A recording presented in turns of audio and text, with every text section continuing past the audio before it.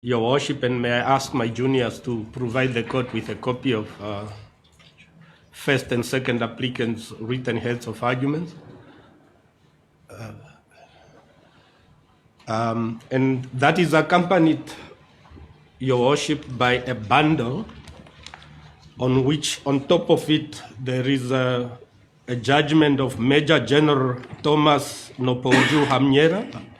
I just want to make sure that, Your Worship, you were given that judgment. Ending at page 54.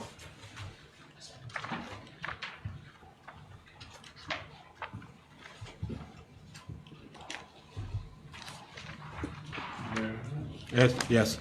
So those are the, I think, 4 pieces of documents I will be dealing with in making submissions, Your Worship. I want to start with something that may not be necessary to say, but in a matter like this, which is a subject of intense public scrutiny, it must be said. And I want to start, Your Worship, with the responsibility of the court, the responsibility of counsel for defense, the responsibility of the public prosecutor towards this proceeding.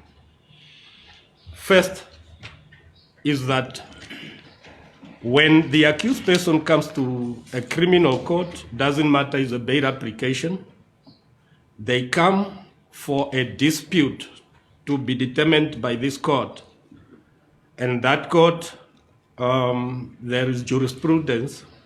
It must be a court that is impartial, court that is open, court that is competent, court that would not unnecessarily make judgments to appease a section of society in a manner that is incompatible with the rule of law.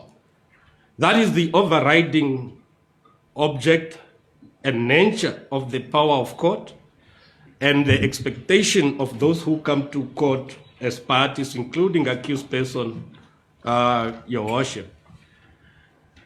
In respect of the state, public officials, they are doing a very important, public prosecutors are doing a very important constitutional and statutory duty to prosecute, not on behalf of government, but on behalf of the people of Namibia. Hence, it's the state versus our clients. There is a difference. The public prosecutor prosecute on behalf of people of Namibia, including all of us. And the requirements are that when they do that, they must do it in a manner that advances the cause of justice. They are not yet there to suppress information or evidence that is in favor of the accused person. On the other hand, defense counsel find themselves in court because our founding fathers decided, and we have no choice, that people accused of crimes are presumed to be innocent until proven guilty by court. Secondly, they are entitled to have legal practitioners of their own choice. Thirdly, if they are unable to pay for a legal practitioner, the state does fund legal representation for all accused persons who are unable to pay for private legal practitioners, irrespective whether or not they are charged with high treason, with corruption, and so forth. This is because one of our foundational values of this country is justice for all. Justice for all. It is because of that that I will proceed, Your Worship, to start my submission in accordance with our heads of arguments. And I will start as a preface to my arguments with the matter, the judgment of General Nopoju Hamnyera, the second bundle that I handed up, Your Lordship. This was one of the saddest criminal cases in our country. As Justice Shiming Chase narrating the judgment, this is a respected freedom fighter who was unlawfully and unnecessarily arrested, obviously, and subjected to a refusal of bail, have to spend 3 days in custody before being released on bail. But what we take away from this judgment, Your Lordship, in the interest of time, is that it doesn't matter who you are in society. When you come in court, you are entitled to the same protection as every other citizen. That judgment runs from page 1 to page 21, Your Lordship, for the bundle. You have seen that the High Court awarded damages to General Nopoju Hamnyera, and there are strong sentiments by the High Court in the manner he was treated. It's history that initially he was charged with corruption. That case kissed the dust. Again, he was charged with bogus charges of theft of stock. Again, those charges kissed the dust. And he was persecuted through court proceedings and was unnecessarily arrested. Now, then there is a judgment at page 22. That is to Afeni Simon, Your Lordship, versus the Minister of Home Affairs. And the only important paragraph that I want to deal with is the one at page 31, Your Worship. And this is where we start in a matter like that. No person shall be deprived of personal liberty except, and that is important, Your Worship, except according to procedures established by law. And then over the page, no person shall be subject to arbitrary arrest or detention. And then the judgment speaks of presumption of innocence. And over the page, Your Worship, at page 35, Justice Waitere then referred to that an arrest must be necessary. Your Worship, if you look at the first sentence, that start to be lawful, it goes on and says an arrest must be necessary. I want to make one thing clear, Your Worship. These are not proceedings to attack and arrest. This is a bail application. But whether or not an arrest was necessary in the first place is a relevant consideration in a bail application. It is for that reason that we refer to that judgment. The next judgment, Your Lordship, in the interest of time,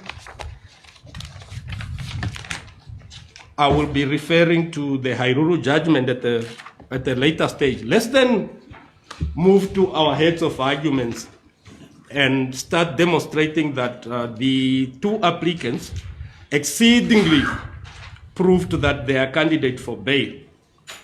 At page 1 of our heads of arguments, Your Worship, we start with a quotation taken from the case of S versus Heller and another, 1964, volume 1, South African Law Report, page 520 at 535. The quotation is, it may be that the accused were guilty of some breach of duty, diligence, or good faith towards the particular company, and so liable for negligence. That, however, would only be a civil wrong, not a crime. I'm not representing an accused person who worked for NAMCOR, but in this matter, I want to demonstrate that even assuming that there were some lapses in the system, some negligence, it can never be transformed into a criminal conduct simply because, unfortunately and regrettably, public money has been lost. And you will see, in the interest of time, in footnote number 1, Your Lordship, there is another quotation that indicates one must be very careful, particularly in commercial transaction, not to transform failure of commercial transaction into criminal conduct. In the interest of time, Your Worship, I move. I have documented a useful and contextual background from paragraph 1, Your Worship, to paragraph 19, and I leave out the rest in the interest of time. But may I invite the court to page 8, footnote number 17, where we refer to the case of KPMG Chartered Accountants. We are referring that case, Your Worship, simply to make one thing clear. Those agreements are not to be interpreted by witnesses, but by court. The agreements that are concerned, firstly, it's only the court. Mr. Inambawo has no competency, has no right whatsoever to assign an interpretation as to what the MOD or asset purchase agreements to start calling asset service stations and so forth. The agreement itself, a written agreement, is the exclusive memorial of what was agreed upon, and if there is any dispute on the meaning, that is a function of the court. I need to move with speed at page 9, Your Worship. I refer the court to paragraph 22 of our heads of argument, and we refer to a very important case. That is of Waits versus the Minister of Safety and Security. There is misconception. There is a misconception that once you are armed with a warrant of arrest, it doesn't matter, you find a woman in hospital, in labor, you should effect an arrest. It doesn't work that way. Even when you are armed with a warrant of arrest, particularly where an accused person cooperated with an arrest, you must still exercise your discretion whether or not you would, in those circumstances, proceed and arrest. You see the judgment quote, paragraph 12 of that judgment, Your Worship, and I do not want to read it out in the interest of time. Then part B of our heads of argument, Your Worship, deals with the personal circumstances of the two applicants. There was no dispute about their personal circumstances, and I do not want to waste the court time. That goes up to paragraph 27 of our heads of argument. Then we start with legal submission proper at page 11, part C of our heads of argument. Now, this is where it is important, Your Worship. There are 7 subsections under C, C1 to C7. Each one, we back up each argument with legal authorities, and we start with the first controlling legal principle we are relying on.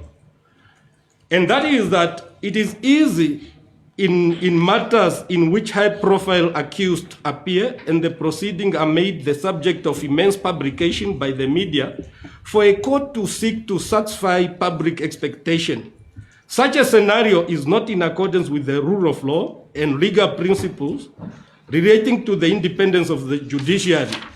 Over the page, at page 12, paragraph 29, Your Worship, Justice Liebenberg, one of the most eminent judges Namibia had ever had in the High Court, in S versus Madisia, had the following to say under paragraph 15. I only proceed in the middle of paragraph 15, which says that it should be made clear to all that what is required for this court today is to punish the accused person for the crime they stand convicted of based on the facts and the law as set out in this court area judgment, not for crimes society expected them to be guilty of. For the court to give in to public expectation as opposed to considering how public interest could be served will result in a travesty of justice. Over the page in paragraph 16, Judge Liebenberg continued, amongst others, stated that It need equally to be recognized that public expectation is not synonymous with public interest. The rest, Your Lordship, accord to other judgments on the independence of the judiciary and so forth.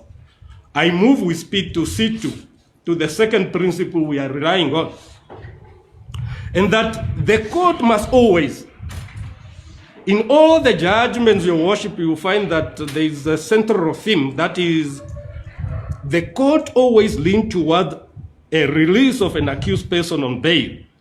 Therefore, in that S versus Branco, in that case, Your Worship, you remember, it's a South African case where the court found that there was a strong case against Mr. Branco.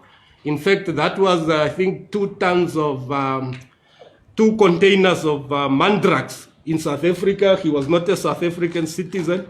The court rejected his version on the merit and found that he has a strong case to meet.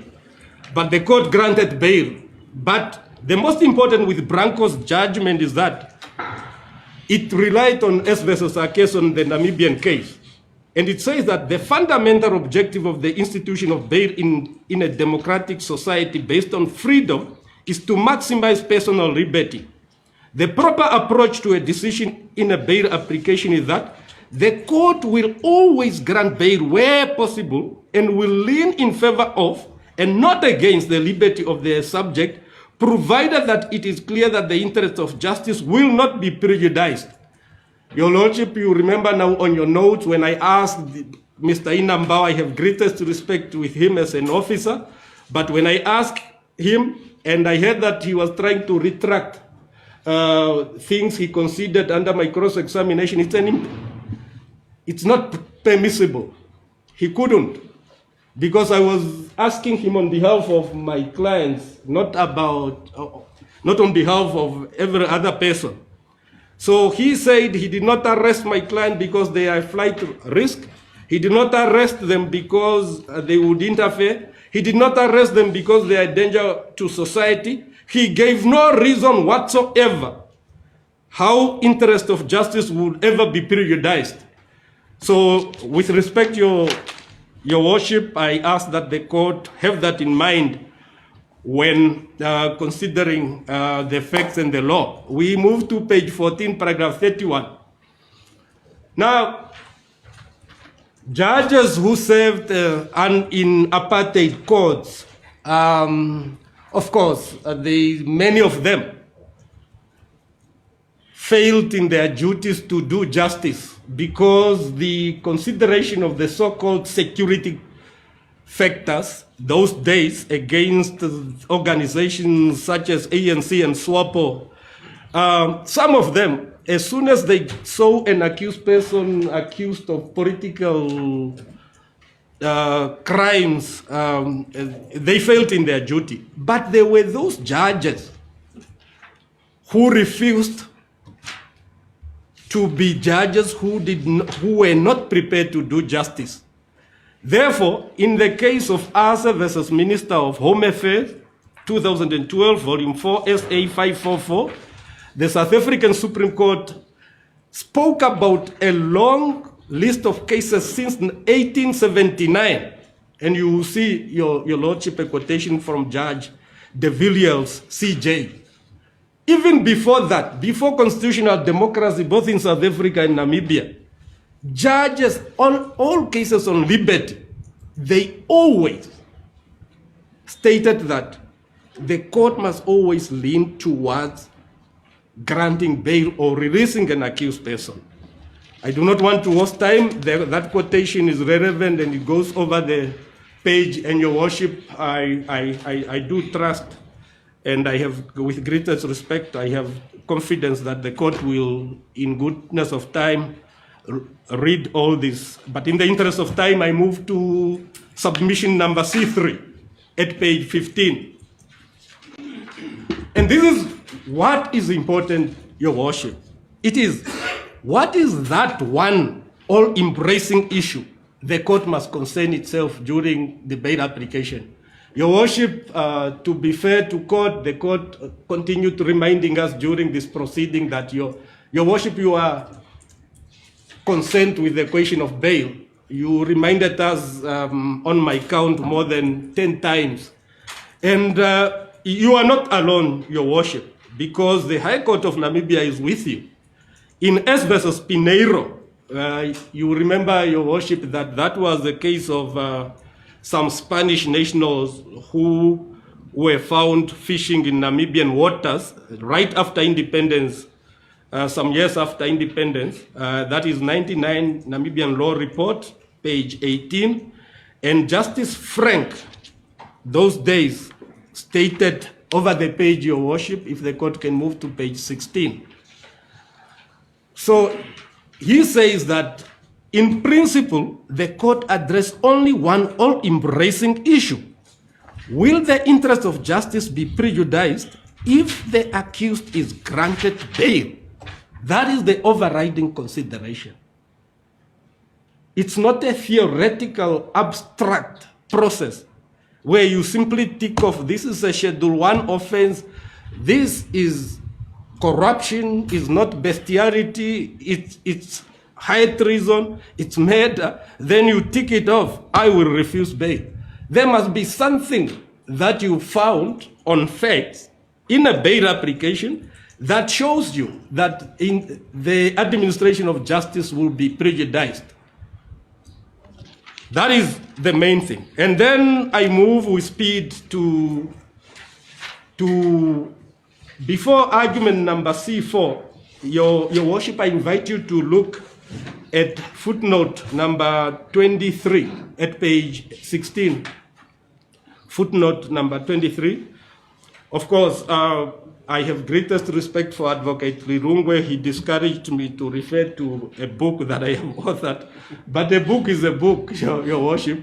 Luckily, I referred to, and I gave up a copy, Your Worship. In that book, Your Worship, you would find a case, an old case in South Africa, where there was a warrant of arrest of somebody, but somebody came in from the UK and was arrested on arrival. Chief Justice Innes, those years, asked, and stated the following, and stated in the footnote, Your Worship, now it is quite a common thing to arrest a man who is fleeing from the country, but it is rather a remarkable step to arrest one who is returning. So in other ways, questioning the necessity of arrest when a person is cooperating. For instance, Mr. Marakia Elindi testified that when he heard that he was about to be arrested, he cooperated, he drove from a village which is about 60 kilometers to the borders of Angola and Namibia. And he came to Windhoek to cooperate with authorities. Mr. Peter Elindi presented himself to ACC. If it was Chief Justice, a good lawyer, a good jurist, as he was, who invests his soul in pursuit of justice, justice for all, he would have asked, it is an extraordinary matter and remarkable matter to arrest a man who will present himself to ACC. And then you go on saying bail must be refused. Your Worship, we then go to argument number 4, and that is the law now in Namibia at page 16, C4, Your Worship. And that is that a person must only be arrested and remain in custody if the arrest was the most appropriate mode of bringing a person to court instead of summons, and other modes of securing a court attendance by the accused are not appropriate. Now, this is the biggest problem in our country, and it's horrifying, it's scary, the way we are going on as part of the arrest and detention system is broken, and it's only court that can fix it because it's being abused. Let's start with the ratio and philosophy behind arrest. Your Worship, the ratio behind arrest is to bring a person to court for a trial. If people were not to interfere or to run away or to be a danger to society, like in violent crimes, there will never have been an arrest. Everybody will be invited through a notice to come to court. Your Worship, that is the ratio. So now, it's not a power that ACC or Namibian police have. So when they wake up on a bad day, a police officer just press a button, today I have to arrest somebody, I have reached this stage, even if I'm not ready to go to trial, I want to arrest a person today. It doesn't, otherwise it would be unnecessary and arbitrary. So people are only arrested before the state is ready because they are out of necessity. They must be brought to court so that the court fixes condition, and they must be kept, because if not, something will happen to the administration of justice. So now, it's not like in this matter where you find the warrant of arrest were issued on the 3rd. The arrests are effected on the 8th and the 9th. So they could even have woke up on the 10th and arrest. There was no agency. Then comes to court, we are being told about medical reasons and so forth. And why is an officer crying in court that the state is under pressure, the charges are full of mistakes and so forth? So therefore, the Supreme Court, the High Court, has now fixed that issue. In Hairuru versus the Director of Anti-Corruption Commission, the citation is 2014, Volume 1, Namibian Law Report at page 62. We quote over the page, Your Worship, page 17, paragraph 95. And I quote Justice Damaseb, again an eminent, respected member of the judiciary, says, "It is clear on this authority that it is incumbent upon an arresting officer to apply his or her mind to the question whether arrest, given its gravity, is the most appropriate manner of bringing a person before court. The obligation to do so becomes even more pronounced where the offense does not involve violence." Mr. Inambao considered my clients, if released, they are not going to be danger to society. Why arresting them? Your Worship, you followed when I asked Mr. Inambao, what was the trigger event for arrest? He never told you. He never told you, Your Worship, what was the trigger event. And Your Worship, in the interest of time, the last paragraph 97 of Hairuru judgment, then Mr. Damaseb Justice Damaseb state, "I'm satisfied that the applicant has made out a case that the respondents, those are ACC agents, failed to apply their mind to whether or not it was necessary to effect an arrest." So the rest is history, Your Worship.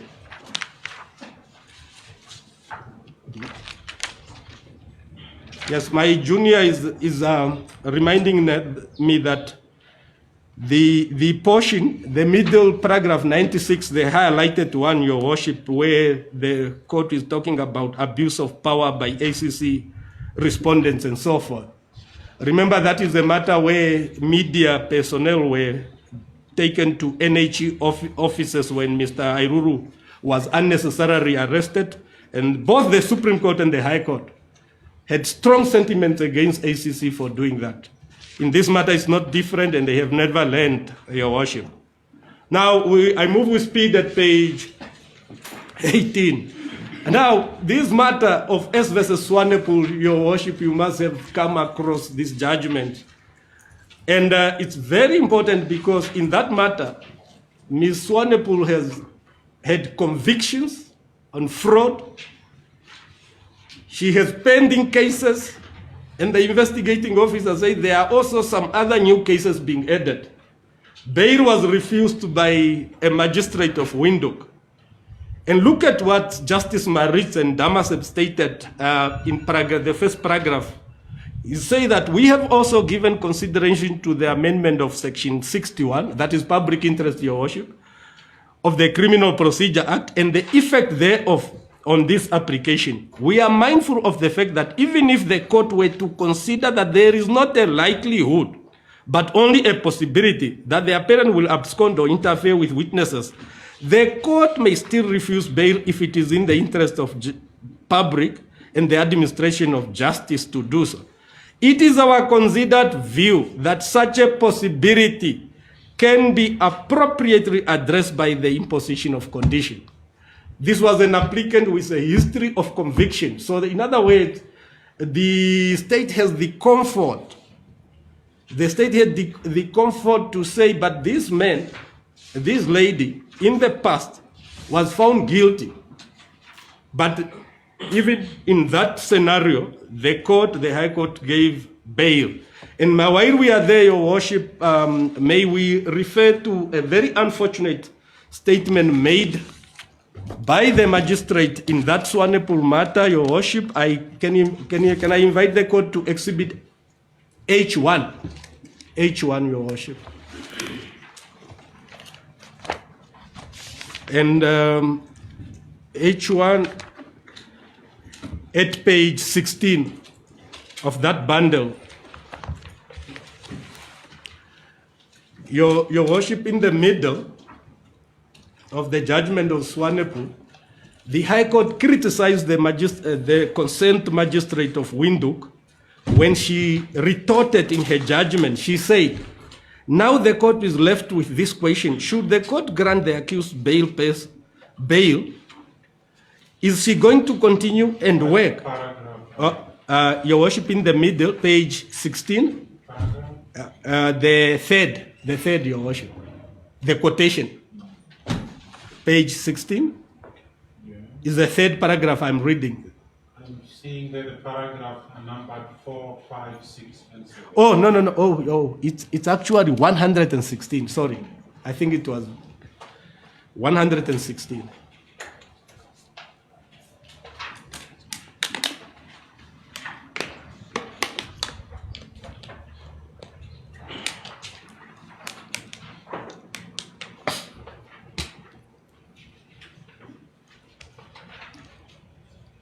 Is the court with me now? The third. 116. Yes, thanks, Your Worship.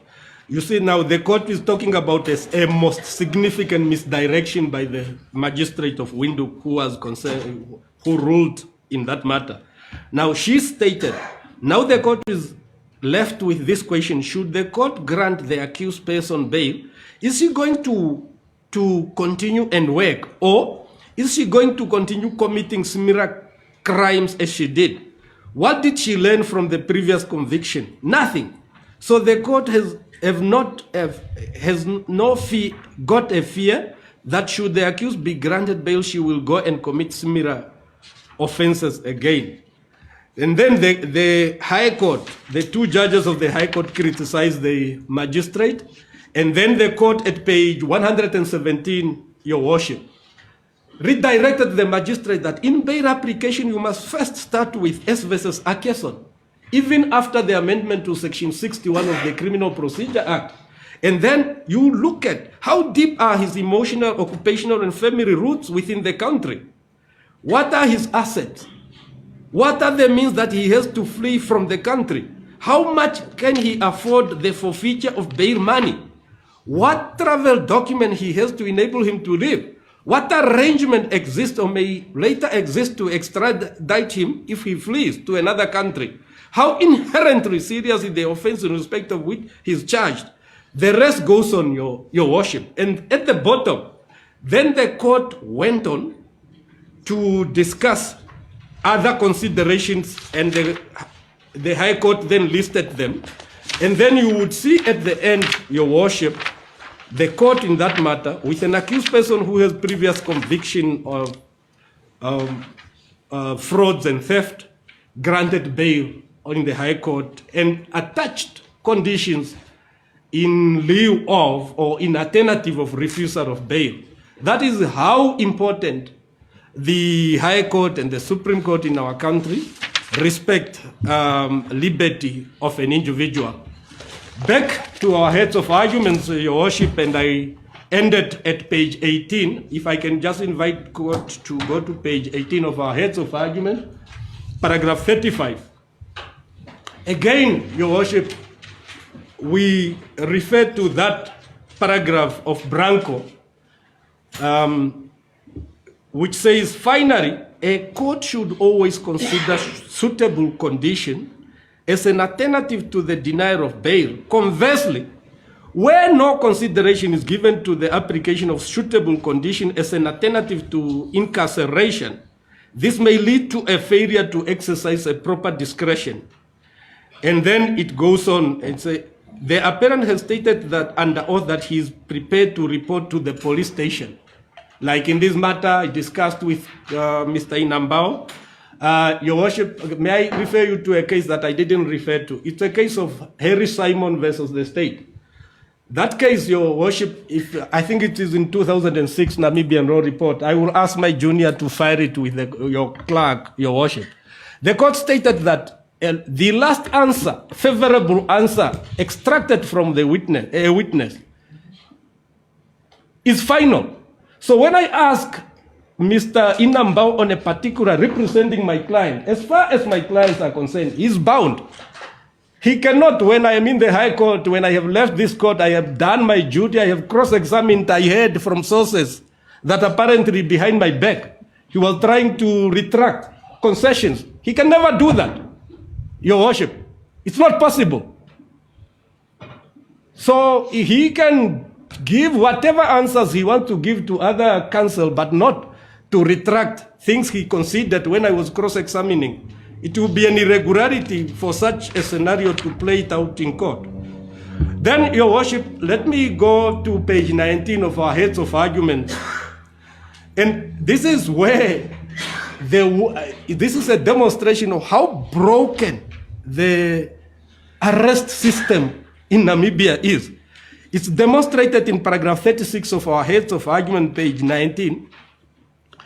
And we say, a police officer or investigating officer of the ACC who blindly resort to arrest without the arrest being necessary and without exercising a proper discretion will be acting in a manner incompatible with the rule of law. Now, this judgment of Diane versus Minister of Police, that is a judgment delivered on the 24th of June 2022 by the Supreme Court of Appeal of South Africa. And look at what happened in that matter. Paragraph 19 say, 9 rather, Your Worship, once the jurisdictional facts are established, the peace officer has the discretion of whether or not to arrest the suspect. However, if the suspect is arrested, and this is very important, Your Worship, a peace officer is vested with a further discretion whether to detain the arrestee or warn him or her to attend court. In other words, even assuming we have a warrant of arrest, there is a secondary, a further discretion and say, look, I found him, he came himself, I found him, he was just in a car accident, or he's cooperating. There is no need to arrest and take the person to court. You must still exercise a discretion whether you can simply just warn him and say, come to court on Monday.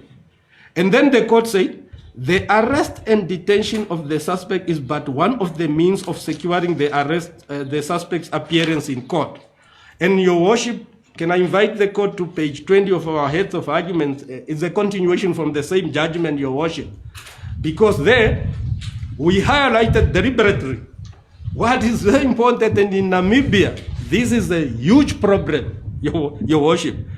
The highlighted portion is that what emerges from the record is that both officers who effected the arrest did not know that they had a discretion. They labored under the mistaken belief that their obligation was to arrest their parents once it was reasonably suspected that she had committed a Schedule 1 offense. Corruption and fraud are Schedule 1 offense. There is this wrong misconception that once you tick off the list is a murder, is whatever, and it's corruption or whatever, then you must just arrest. And then the second highlighted portion say, accordingly, that they did not exercise a discretion that they unquestionably enjoyed is beyond dispute. It must therefore follow that both the arrest and subsequent detention of the apparent were unlawful. Indeed, counsel for the respondent was ultimately constrained to concede. I highlight again, these are not arrest proceedings. We are concerned with necessity of arrest. If the arrest was not in the first place necessary, it would follow that then the accused person must be granted bail because he was arrested when it was not necessary. That is the only reason we are referring to a number of those judgments. May I invite with speed the court at page 21 of our heads of argument, paragraph 37.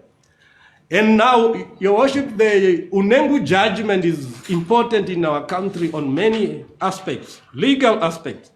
Firstly, the highlighted portion in the middle of the judgment is that the court acco, in the middle of the quotation, Your Worship, the court acco should have further realized that the activity in court premised on the guilty of an accused threatens the presumption of innocence. That is the High Court Justice Ndo speaking, High Court of Namibia. And then, Your Lordship, paragraph 7, it cautioned magistrates not to be working with labels, like just a label, that fraud is serious or whatever and so forth. So it goes on Your Worship, on page 22. I have highlighted for the convenience of court the most important paragraph, but may I alert the court toward the end, the last paragraph highlighted is exactly about the failure by the state in this matter in respect of some charges where the state considered that the charges are replete with mistakes and so forth. Judge Ndo has written about that in the Unengu judgment, and I want to move on without wasting time and invite the court to page 23 of the heads of arguments with argument number C5, Your Worship. Now, that is then the nature of the right and the nature of the inquiry. We refer the court to Alexander versus the Minister of Justice, 2010, Volume 1, Namibian Law Report, 328 Supreme Court. We rely on paragraph 101 and 102. That is the Supreme Court judgment on the right to liberty. Your Worship, I don't want to waste time, but paragraph 102 is important. It states, for the above reasons, I have concluded that Article 7 of the Constitution contains a substantive right to liberty of persons. So the rest of the judgment, Your Worship, is there to be considered. Then we move to page 24, paragraph 39. Again, Your Worship, we refer to S versus Dowsap, paragraph 3. Your Worship, this is a judgment of court that referred to Branco and Akeson.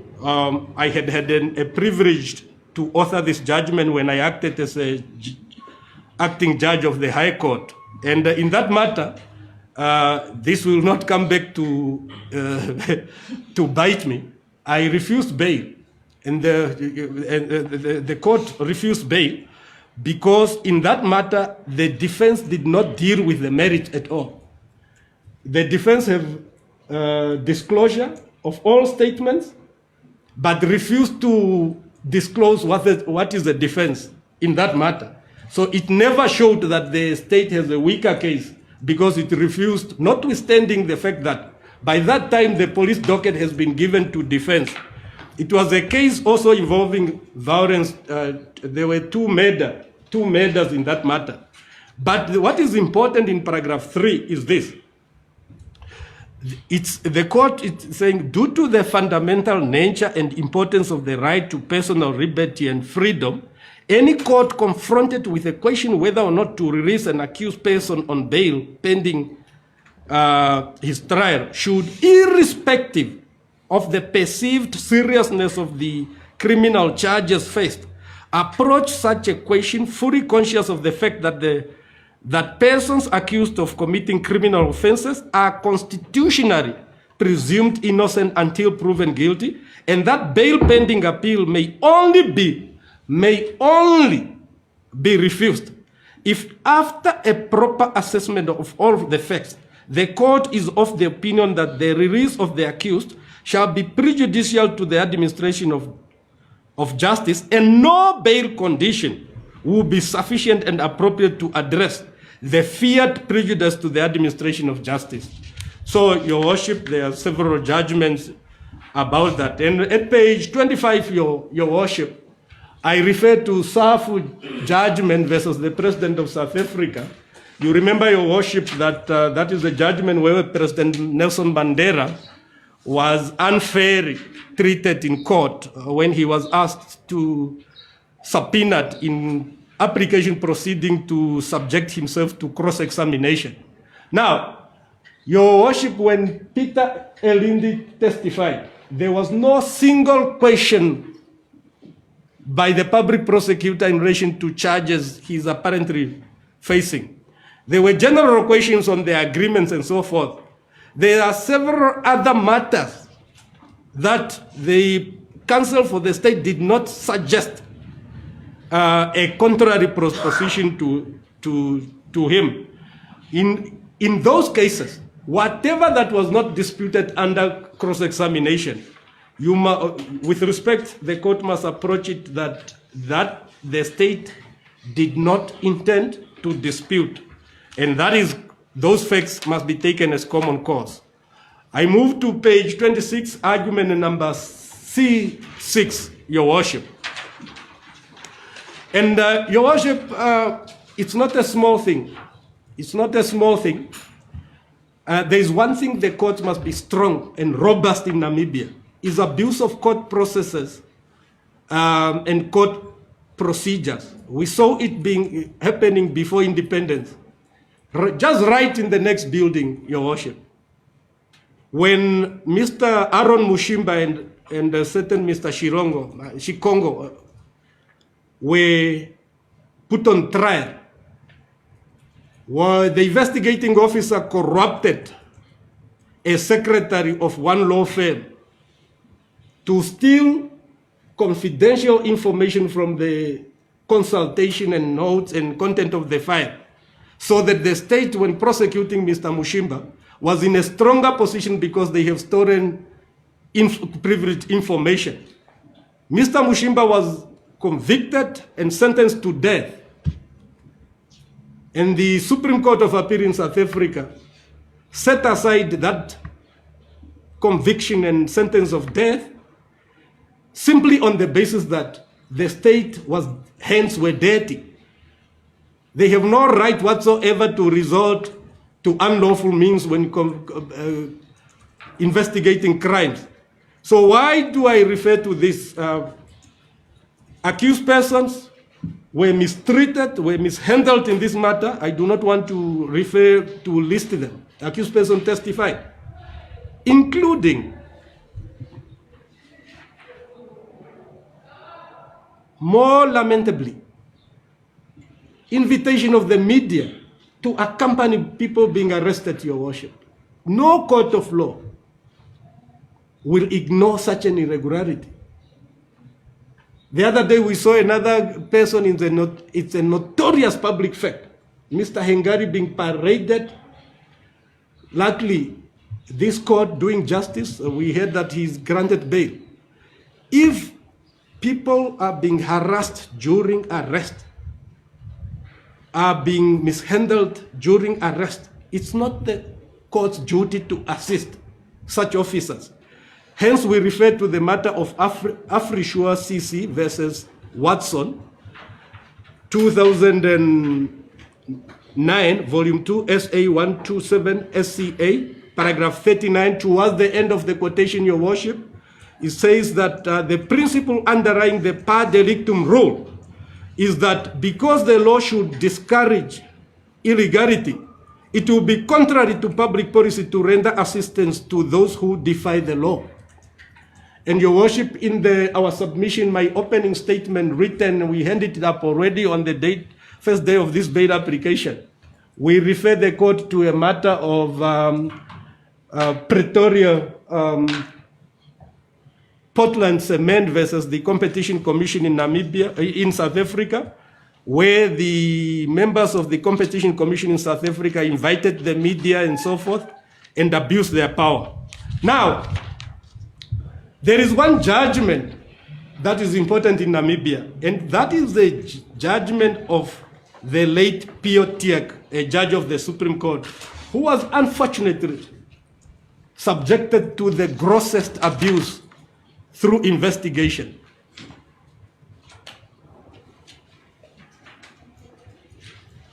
Your Worship, can I invite the court to the quotation from the Supreme Court judgment at page 27. In that matter, the police was biased because they thought they can only collect information that is incriminating to the accused person and ignored information that was in favor of the accused person. Under paragraph 8.8, when the Supreme Court was acquitting Justice Tiek, who suffered a lot, and obviously we know that he is now late, he must have left this world a very bitter man because of what happened to him. The Supreme Court say, more disconcertingly, the video recording that was taken during the search and arrest was never presented before court, seemingly because it was irrelevant and of no use for the conviction of the respondent. So in other words, the police left out things that are in favor of Justice Tiek and only took things that are apparently relevant to the conviction. This is yet another instance of an unacceptable, selective, investigative shortcoming. And then the court, under paragraph 8.9, refer to the police and say that, toward the end of that paragraph, Your Worship, and say, any person accused of having committed any offense, whether that person is a judge or is holding a position of high office, should not be treated differently because of his or her public status. And it's usually in so-called high-profile cases that people are mistreated, Your Worship. Because when the WhatsApp qualified legal practitioners speak on social media platform, a person who, Your Worship, struggled to point out 4 direction in geography is now a professor of law and insulting lawyers, insulting judges because of subjective views in a bail matter. Your Worship, yours is to focus on dispensing justice, nothing else. So the court then went on paragraph 90. I do not want to refer to it. Then page 28, Your Worship, then an important case. Your Worship, before I deal with that case of Freeman, may I refer you to the last judgment, Your Worship, on the second bundle I handed up today. Your Worship, page 53. The bundle that have General Nopoju, Hamnyera, yes. Your Worship, the case of Chamber of Mines of South Africa versus NUM 1987, volume 1668. And Your Worship, I am interested at page 54, the page of the law report is 690. I am interested in paragraph D. Your Worship, in paragraph D, the sentence that starts, one or other two party between whom some legal relations subsist. Then the next sentence I will say, the principle that in this situation the law will not allow that party to blow hot and cold is a fundamental one. D, Your Worship, to just before E on the left-hand side. The sentence that starts one or other, I will skip it, Your Worship. Then I'll start in the middle that says the principle. Is the court with me? Yeah. This is, and I do not want to waste time, is a legal principle that if you make a procedural election, you are bound by that election. Okay? The state in this matter, I took you through the charges.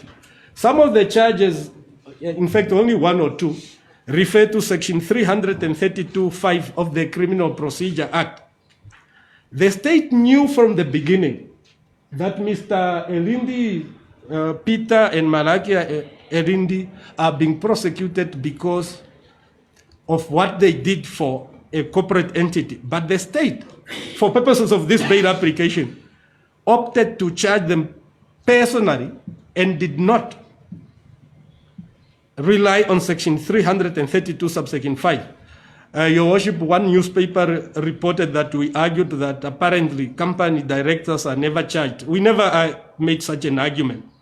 We said, if you do not rely on Section 332, subsection 5 of the Criminal Procedure Act, you will not seek a director of a company to be personally criminally liable. That was our argument. But what is important, Your Worship, is to refer the court to page 29. Page 29. Page 29, the first paragraph, the quotation there. 29, are we moving away from this? Yeah, no. Yes, Your Worship, coming back to the head. If you go back to page 28, you will see, Your Worship, that is a quotation from S versus Freeman. Yeah, just for your note, Your Worship, Section 381, subsection 5, is exactly the same as Section 3325 of the current Criminal Procedure Act. And it says that it was held that Section... You made reference to Section 338. 332? Yes. 332, subsection 5 of the CPA, Your Worship. So it is exactly the same as the old Criminal Procedure Act of 1955. That was 381 subsection 5, Your Worship.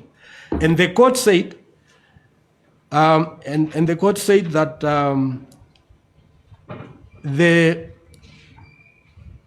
the full bench of this court expressly held that Section 385 of the Criminal Code can only be relied upon by the prosecution if it conveyed to the accused in the charge that vicarious liability is relied upon with particulars thereof, as I have indicated. There is nothing to that effect in the charge. And I invite the court to look at the charges and so forth. And in the Supreme Court recently, on the Section 332, in Minister of Finance versus Hollard Insurance, 2020 Volume 1 NR, page 60, paragraph 6971. Your Worship, you look at the same page 29, paragraph 46. Justice Damasep write about it up to page 30. I move with speed to conclude, Your Worship. Paragraph 48 at page 30. This is now very important, Your Worship. Is the case of S versus Hugo, 1976, volume 4, SA 536, paragraph, appellate division.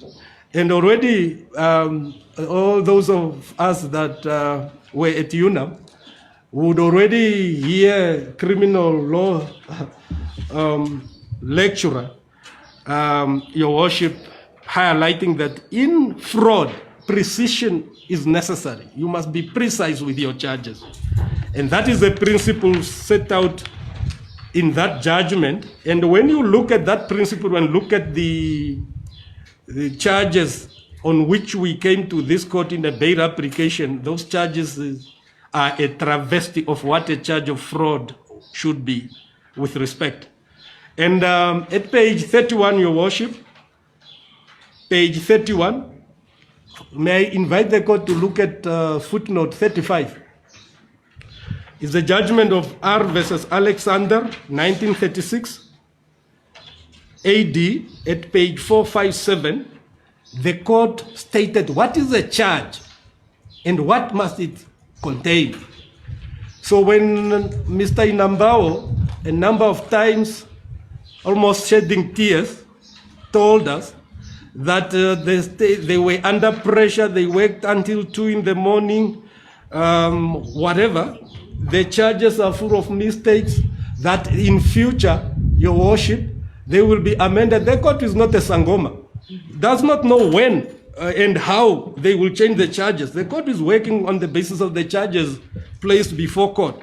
Whether they are bad or good, they are bound by the charges we worked on during the bail application.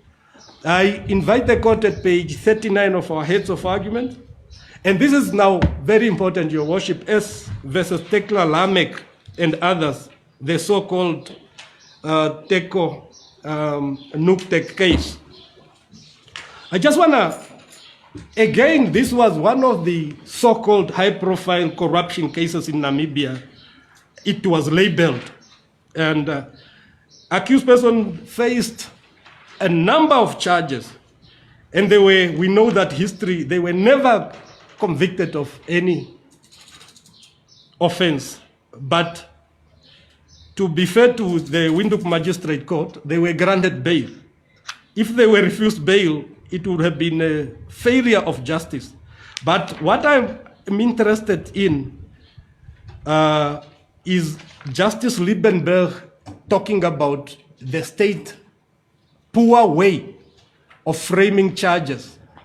Your Worship, paragraph 5 over the page, and then you see at the end of that paragraph, Justice Liebenberg say, in the present instance, there was simply no reason for the state to indiscriminately patch together the charges in its current form. So it doesn't matter, the state has been warned in the past how to charge people and so forth. And then paragraph 54, it's then when Ms. Lamek, who was the Public Service Commissioner, was charged apparently for doing work while she is a Public Service Commissioner. If you can page over the page at page 34, Your Worship, Justice Liebenberg said, disciplinary steps would ordinarily be the course of action to invoke, not criminal proceedings. Now, when my colleague, Advocate Lirungo, was cross-examining Ms. Hamkwaya, Your Worship, you must have noted and possibly struck by this cross-examination saying, you did not do a proper due diligence. That means Mr. Lirungo was not suggesting mens rea in a form of intention. Is either suggesting incompetence or negligence. But what are they doing in criminal court? So the same can be said, and using the Tekla Lamek case, Your Worship. Then, Your Worship, indeed, we then address fatal concessions that were made by investigating officer in Ambao. May I make it clear? These men, just like other men and women in uniform, are doing a very important public duty. So when they stand up and subject themselves to cross-examination, that is exactly why they are there. So, our cross-examination is not an attack on their duties, but we have taken an oath, some of us, to defend the Constitution and to do our work without intimidation by anyone, including Heavenly Father. We can do our work. So I have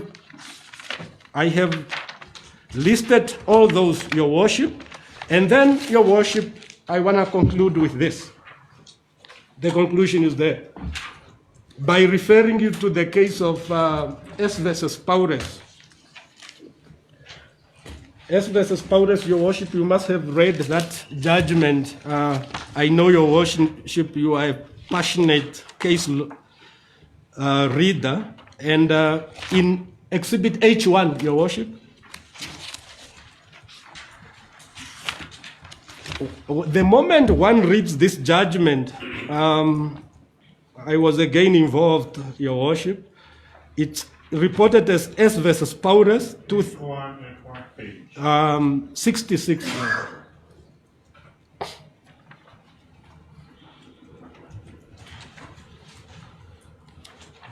S versus Paures.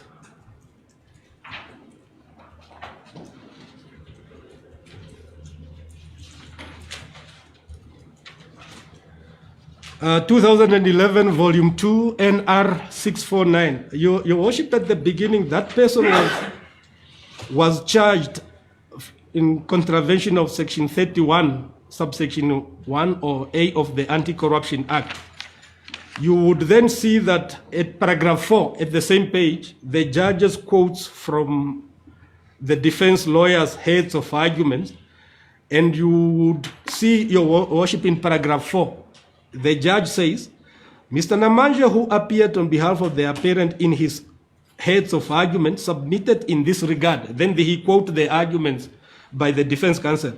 There was a glaring omission on the part of the land magistrate to specifically analyze the evidence with a view to finding that the state proved all elements of the charge, including but not limited to the element of a subjective intention to receive gratification as an inducement and the element of inducement itself.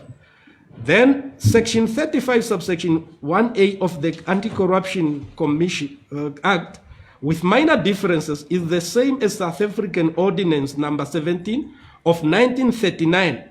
Then, Your Lordship, the law is there. That, look, where they are saying, for instance, my client is charged with apparently giving a reward, you must read evidence that proves that, yes, Mr. Elindi, on a particular date, offered or gave this particular amount to a specified person.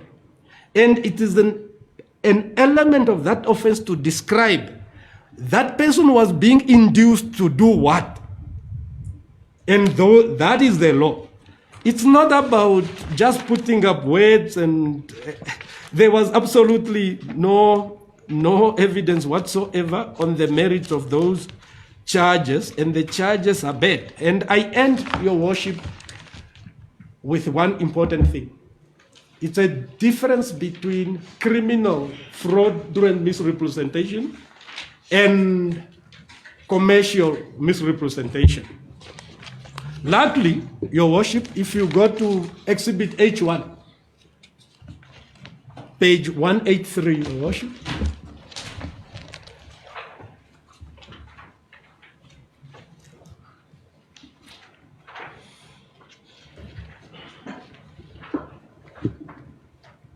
that is a judgment of Dawn Adams versus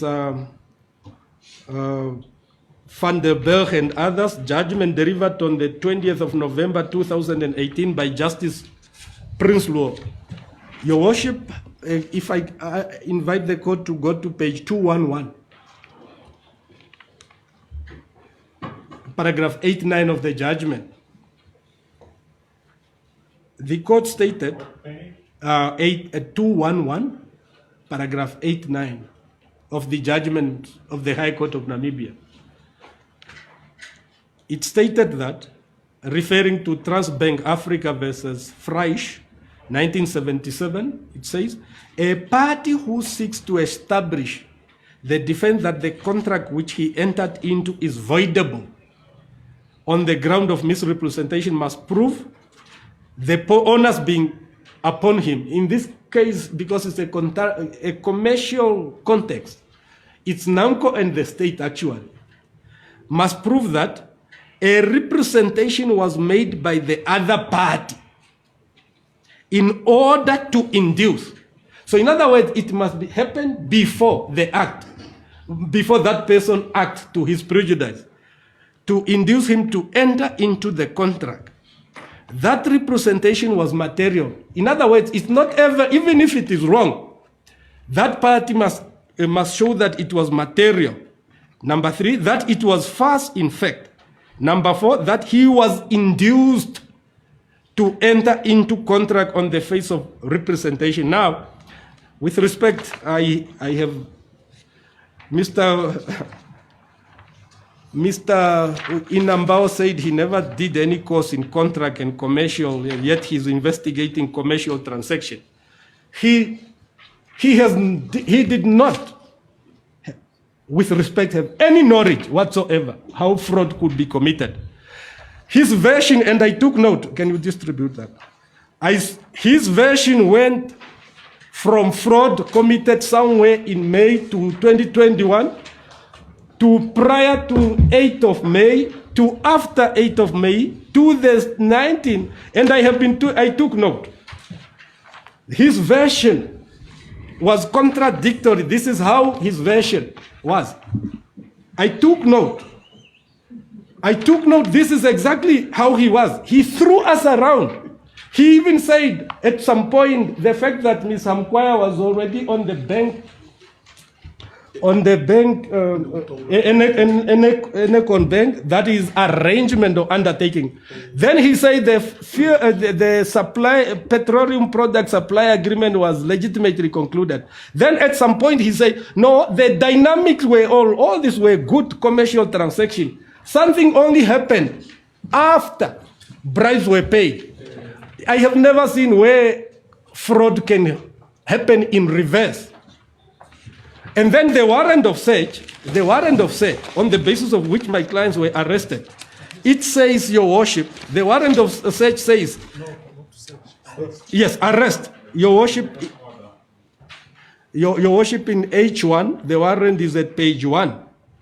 The magistrate who issued the warrant, her period, she stated these offenses were committed. If you look at page 2, Your Worship, she said it's between the 8th of May, 2022, and 12th of December, 2022.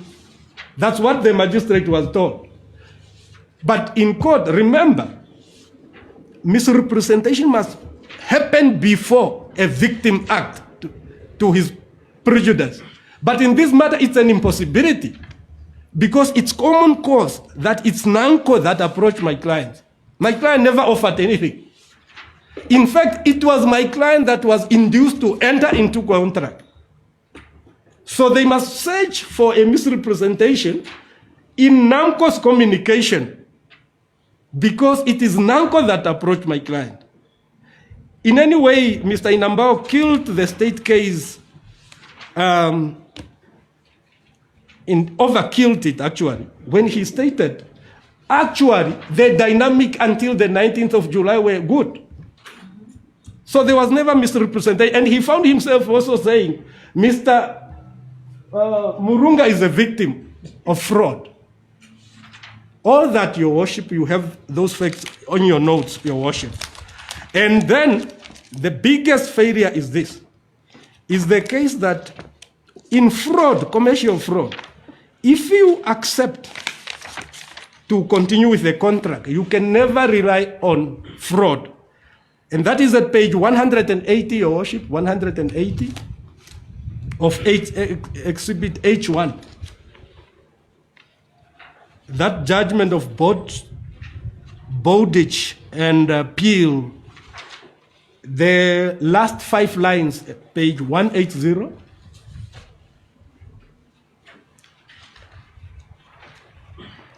It says, Your Worship, a person who has induced, who has been induced to contract by the material and fraudulent misrepresentation of the other party may either stand by the contract or claim rescission, which is cancellation. It follows that he must make his election between those two inconsistent remedies within a reasonable time, after knowledge of the deception. And the choice of one necessarily involves the abandonment of the other. In other words, if you choose to continue with the contract, you can never come back. You abandon cancellation or allegations of fraud. But here, Mr. Chiwana Ndeunyema, in September 2023, said so loud to everybody that this contract is intact, valid, and binding. That is more than a year after that. Yet people were in court on fraudulent misrepresentation. NAMCOR is bound by that agreement. I know at some point probably they cancelled it, but this just shows that with respect, this case brought to this court with much fanfare is weak and it will collapse. It will collapse in the goodness of time. And I'm talking about on behalf of my clients. It is in those circumstances, Your Worship, that I submit, Your Worship, I have already demonstrated how my clients are charged with wrong offenses and so forth, that first and second applicants made out a case, a very good case, to be released on bail. If, Your Worship, you have some fear, like Branco case is saying, Dowsab case is saying, you then, the next stage is then to look at appropriate conditions that I discussed with Mr. Inambao.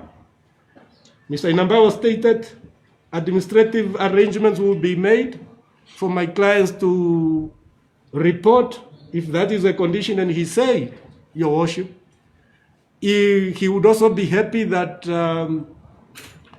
an order is made that my client do not apply for any traveling documents.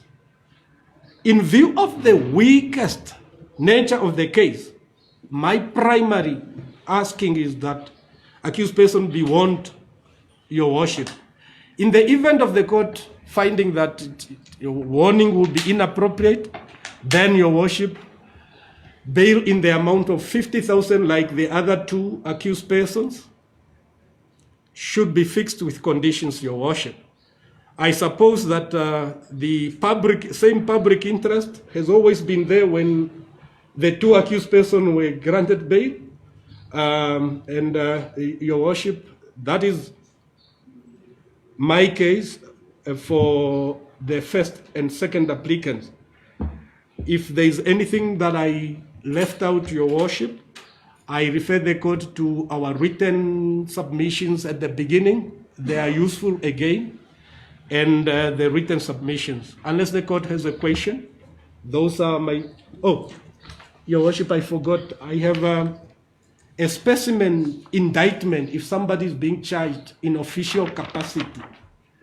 I took, Your Worship, from a very good criminal writer, and I took out so that, Your Worship, you can see yourself that the state made an election to come with half-cooked charges, bad charges, and those charges, with respect, when considered during bail application, they cannot pass the test in Unenge. I hand up those specimens for the court simply to say how one frame and formulate charges, particularly in the area of fraud. Those are my submissions, Your Worship.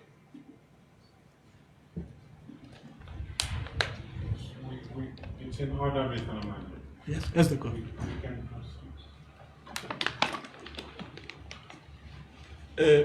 Your Worship, does the court need maybe a short adjournment, or can I just proceed? 5 minutes. 5 minutes or 10 minutes? Please, the court, Your Worship, just to rearrange the setup. Please, the court, Your Worship. The court then break. Authorize. Your Worship.